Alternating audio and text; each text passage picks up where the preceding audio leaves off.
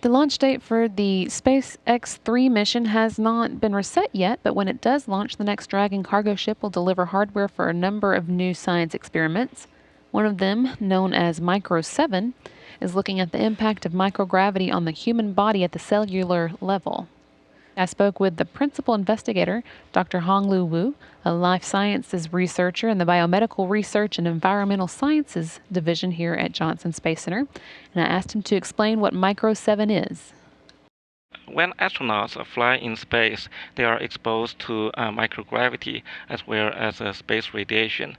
So one of the important questions is that how cells respond to DNA damages induced from radiation exposure. So this particular experiment will fly human cells to space and damage the DNA in the cells with a chemical called bleomycin, and we will study the cellular response to such a damage.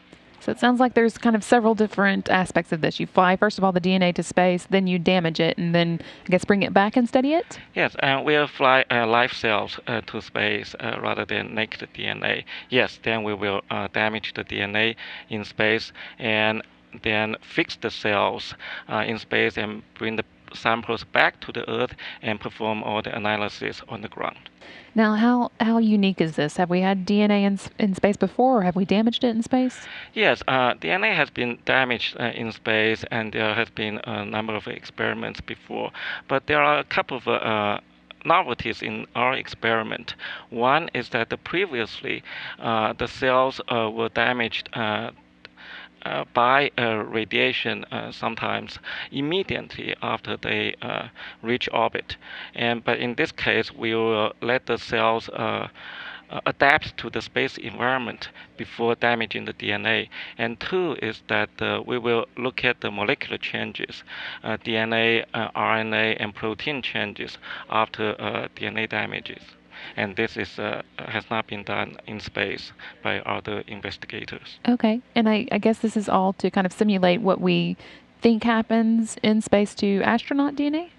No, this is only the first step of Okay. serious experiments, I hope, to address these important questions as to how cells or human body respond to damages to space radiation exposure.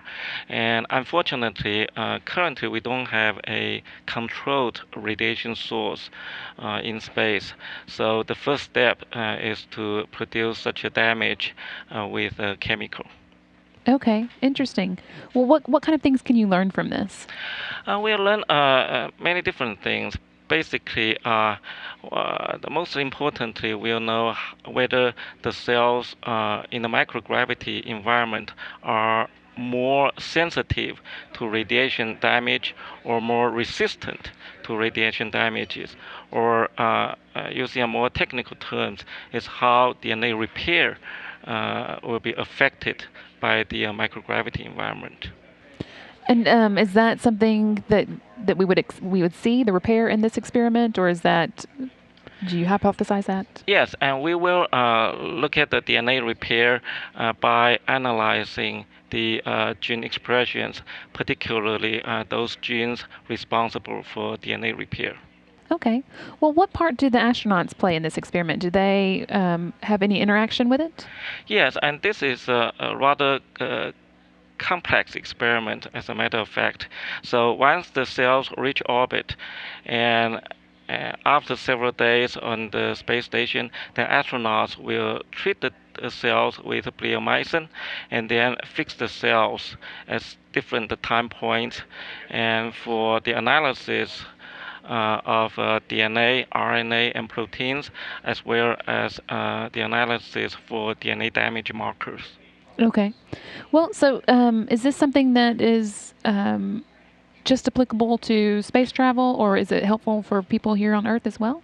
Yes, and as a matter of fact, if we can understand how space environment, microgravity in particular, influence the cellular response to DNA damage, and that would have an impact on Earth, and particularly in the field of radiation therapy, because some of the tumor cells are resistant to radiation damage, and if we will be able to identify some new pathways that will sensitize the cells to radiation, and that will be very helpful.